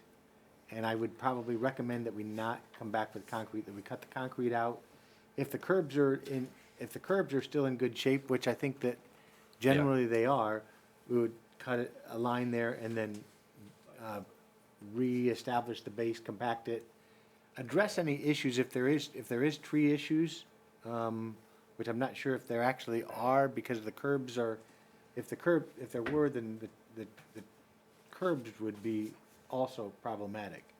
But when we cut the concrete out, we'll be able to tell if there's roots pushing up against them. We reestablish the base and then put asphalt between the curbs, curb to curb. And that cost is gonna be, I'm not sure what the demolition of the concrete will be, but the asphalt is gonna be significantly less than what is proposed here. But the point is that we have about $500,000 for street reconstruction this year, and we will hopefully every year for the next 3 years at least, and maybe hopefully from now on, be able to budget $500,000 a year. And so what I need to do is I need to identify about $700,000 worth of streets in a particular order. And when we put it out for bid, we'll use alternates so that we can basically cut, when we open the bids, we'll cut it off at about $500,000, or pare it down to $500,000 and then award that contract. Does that make sense? Well, I'll echo what Lynn said, pro temp, about thank you guys for putting this together. I know it was a lot of work y'all done over the last year. I agree that I was actually on Redbud 2 or 3 days ago and I forgot about it. And it was like, oh my God, I slammed the brakes on. So yeah, there's dangerous ones. Quick question on one of them. It's came up in here before. I'm gonna call it a county road. I don't know, it may have a road name, 308, the one that's out there by the intermediate school. Is that, there was something about the county I thought was gonna help. Is that because it's not, I know it's county road. It actually is city road to maintain. The county Is it on said the that they list? were- I thought the county said that they would do it the first time and then, but they wanted assurance for the city to take over resurfacing it. So they're gonna handle that. Do we know when they're gonna handle it? I'll verify that. Is that why it's not on here? Okay. Yeah, They it wanted us wasn't to on there. rename the county road so it's not called county road anymore, Which makes sense. but I'll verify that. Yeah, and it's one of those that needs to be added to the list if that's not something they're gonna do, so we can get it in our plan. There were 2 streets, one that ran out towards the softball diamond. No, wait. No, this one's out here by the intermediate school, runs Or by 2. climate control. Yeah, the one out by the softball, you're right about that. There's one about the softball diamonds and the other one was 306 or 308. Right. Abiding choice is on one side, climate control is on the other side, it goes right, but it's like a cut through. And so that's what they're doing, cutting through their intermediate Yeah. school. Yeah, and so neither of those streets are on the list. That needs to be worked out with the county. If that's something that we're gonna do, then we need to add it and get it graded so that way you put it on your listing and determine the importance. That one not addressed a couple of years ago by the county? It's from last year, I thought they were even. I don't recall. I thought Whitmire himself in here. Yeah, said it. In here said they would address that street. I think that when the judge came in and talked, I've talked with him before, he wanted some kind of commitment from the city that we would take over responsibility for it, but I thought he said that they would take care of it initially and then we would take. Can you find out on that and see what they say? Yeah. So, would you like for us to put it in the motion, of what pecking order we have here? Yeah, so if you can come up with, in regard to the top 10 streets, and if there's a street that's not in the top 10 that you want to add to the top 10, that would get moved up, and then kind of in order, if you have any disagreement, like if, for instance, Redbud is number 1 on your list, that would go to number 1, and everything else would move down, and so forth. Is the street that has been in conversation about a possible development happening and part of that agreement being, that street being taken care of, is it? Yes, that's just East Belton, a portion of East Belton from But that portion of street is not one that we're considering right now, well, correct? it's listed in here, but it shouldn't be one that we do. Right. That needs to be, Because it's not that bad, it's not, from a condition standpoint, it's either average or poor, it's not failing. but it's on this list, and. On this list is and number. if somebody else is typed to potentially number gonna 1. take care of that, So, we shouldn't be looking at that one. I would take that, because it's not all of East Belton. East Belton's a very long street. Yeah, it's one of those you could adopt. You could move that street down because you're not going to be doing all those 100 blocks. But he was only going to cover about, what was it, 100 blocks along. East Belton's just extremely long because it connects to a highway. Right. Which is why it graded as poorly, is because that section in particular was pretty bad. I think Texas to Green is where he was gonna do. And that's kind of, so that's a collector, right? So the pricing that's going to take to do that is always going to be something that you'd budget. So you only do portions of it every budget cycle because it would just eat your whole budget, and it may eat even more than your budget depending what you're talking about. Like Murray, for example, is more than $500,000 to repair that street. So basically, East Belton by itself, if you did the entire thing, would be $500,000 to $700,000. And there's no grants for roads in front, to and from, or in front of schools? No, not for street reconstruction. Sidewalks, yes, Yeah. potentially. So we're looking for 500,000? Yes.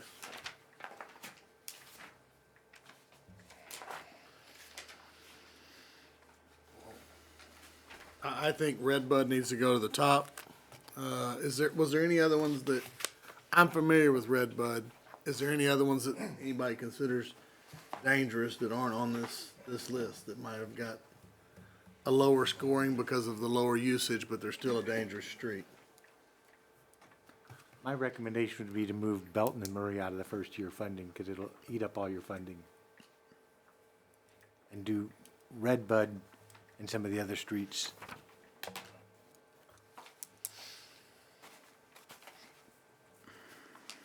The bumps on Murray just slow people down, so that's good. I'm sorry? The bumps on Murray slow people down, so that's good. That's by design we put those there.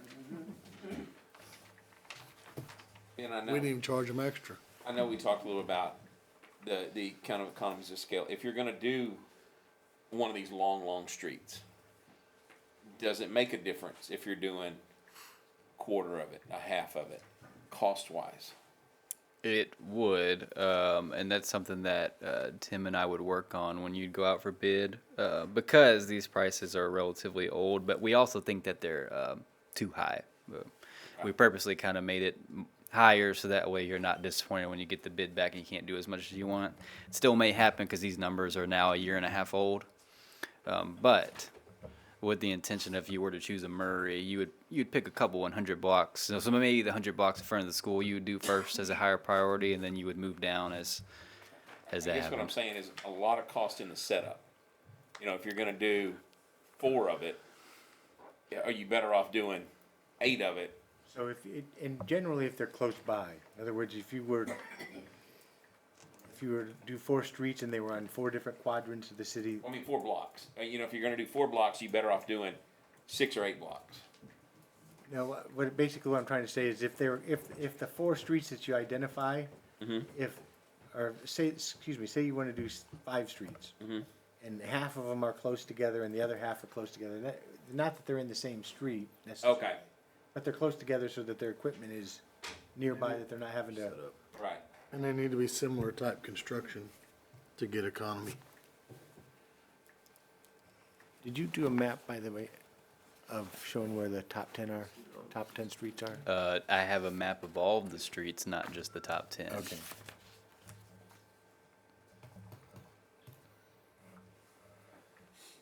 Do you want us to come back with a specific recommendation, including Redbud at the top? With a, Well, if Would it help us, though, if they had it broke down the streets with the amount, and then say, we could do this, this, and this? Would that be like yeah, some so scenarios? in your packet. It's in there. that is- Well, I know that, but we'd have to sit there and pick and choose and go, Well, I would say. I'm fine with it, We're but gonna leave Murray and Belton off the first year, put Go back Redbud on. at the top, and then pick up with number 4 and go. Well, and I'll speak that might help Tim and I if you decide on the listing tonight, then we can get some different options of what we think we could afford and give you some options to actually adopt what you want to go after this year. yeah, fair enough. So, you're saying, leave Belton and Murray off, put Redbud at the top, and then pick up below that. However you want to list the ranking of them, if you give us the ranking, then we know what the amount of money we're working with to plug in numbers, to give you several options of What numbers? main streets and then alternates to add to Do that. you have that? I don't have that open. So then we're saying Redbud's gonna be $128,000, Because we're not doing the concrete. because we're not doing the concrete. I don't know, we don't know. Yeah, it's We'll gonna be work on it. somewhere in the middle probably, because you're talking about removing concrete but adding asphalt back in, and so the asphalt number is not including the removal of the concrete. Okay. And the concrete number is the assumption of the removing the concrete but putting concrete back. So and in regard to moving the concrete, I have worked in a city where you had a concrete plant, recycle plant, and they would actually they would almost remove the street at very little cost, because then they would use that concrete to recycle into, We're too far from a recycler. I don't know, but there's nothing around here? The Okay, trucking costs outweigh the recycling, okay, well, never mind. unfortunately. All right, let's do Redbud. Was it San Gabriel after that? How you gonna do it? Yeah, just skip Belton and Murray. San Gabriel, that was north and south, right? Yes. And it needs to be some east and west is important as well. Huh? Really? Hello, we're here. Oh, never mind. Oh, I thought you We're meant. still here. Working. Hello. That direction. Brad thought that too. That wasn't just me. I thought you meant east I and thought west. you meant east and west streets. Why is it met? Yeah. North and south, I got east you. and west. I got you. I tell you, I don't always understand the first. Hello. Hello, we're still in the building. Removing Murray and Belton, east and west, and then moving Redbud up and working our way down the list until we run out of money. Correct. Got a motion? Make that motion, somebody. What is it, Redbud and San Gabriel, what'd y'all say? Bumping those up and moving Belton and Murray down. Yes. Moving Redbud to the top, putting Murray and Belton to next year, and then pick up right underneath that until they run out of money. Okay. Redbud and San Gabriel, correct? San Gabriel and For the whatever, record, for the That's east you side doing record that. over here. whatever's underneath Yeah, that. and so on. Ongoing. Okay, I like it. We'd be looking at Redbud, Houston, Rockdale Road, fighting words today. and Gabriel, Burleson. Thank you. Those four are gonna spend your money. Yeah, I mean, by design, your higher traffic streets are at the top. They're gonna cost you the most money. The goal is you'll get at a point in the list where you can start getting more local roads and making more bang for your buck. You'll get more number of streets done. When would we be starting Redbud? If y'all make the motion tonight, we'll start the process for putting specs together, and then probably we'll bring a contract back either in March or April. Probably April, because it'll take some time to get bids. And then, so, it's early summer. All right, somebody do it.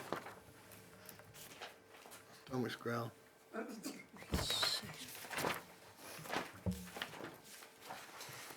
I move that we accept the planning and zoning's recommendation for the street analysis of the street analysis project, starting with the repair of Redbud and San Gabriel, and and removing East Belton and Murray till next year.